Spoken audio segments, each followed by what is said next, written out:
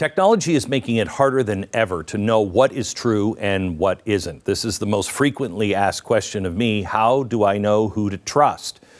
Well, how do we navigate it? Here, I want to give you some simple ways to test information that I and my research team use every day. We've developed over the years. It's not really brain surgery, but I explain all of these in my new book, Propaganda Wars, which I think you'll find really helpful in guarding yourself against lies heading into this election. But let me hit just a few of the highlights. I think we're going to hit 7 of them here. First thing you have to do is the liar-liar test. How do you trust? Well, when someone in a media source lies to you, you have to remember that. Evaluate them with a higher level of scrutiny going forward.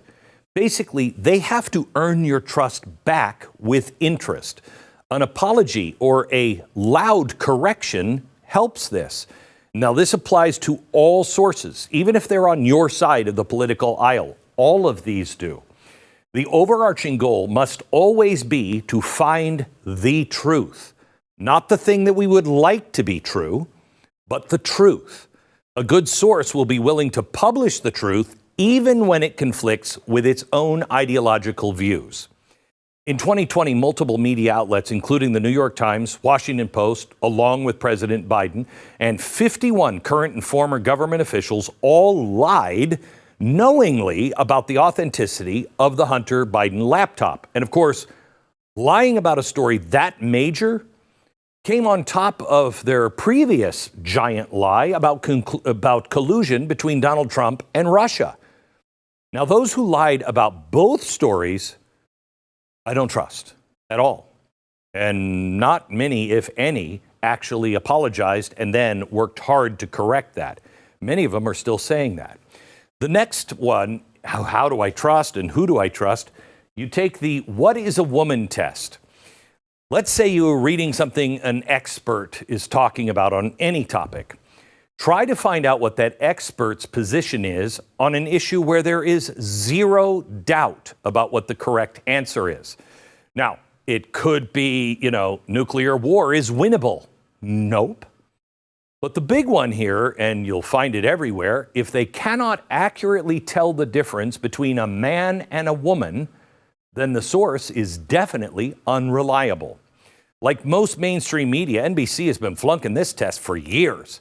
But they accidentally undermined their support of the transgender ideology last year with an article that I love titled, "Inside the Online World of People Who Think They Can Change Their Race."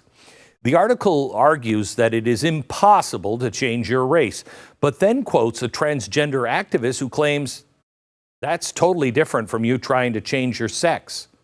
Okay, not a trustworthy source. The third is what I call the egg-throwing gorilla test. Now, this is a reference to Clown World, and I describe Clown World. We're living in it, but I describe Clown World in the first chapter of the book. This is a Clown World scenario that actually happened when Larry Elder ran for California governor in 2021. How do I know if this person I can trust to tell me the truth? Now, Larry Elder, as you know, happens to be black. He was attacked relentlessly as being racist. And an LA Times reporter claimed Elder had a white supremacist worldview. So a woman even went to one of Elder's rallies wearing a gorilla mask and then threw eggs at him. When a bias is this obviously backward, the source is untrustworthy. Next, beware the bias test. When people that publish things that go against their own interests, then it's more likely to be true. And this counts in credibility for other stories. This is why Michael Schellenberger is such a reliable source. He's a longtime environmentalist, and yet his reporting in recent years on green energy corruption and failures means it's more likely that he's telling the truth. Same thing, I think, with RFK. RFK, he was an icon of the Democratic Party. Because he said what he said, he saw the Democratic Party turn on him, and he said, these people are dangerous.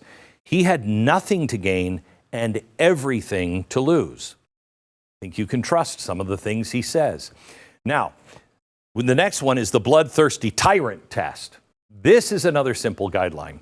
If someone supports or calls for violence in any way, you should not trust the information coming from that source without a lot of corroborating evidence, such as a warped sense of morality. That's, I think, a pretty good indicator that they might also struggle with truth-telling from time to time. Over the last 8 years, mainstream media has almost universally downplayed the violence and threats from Antifa.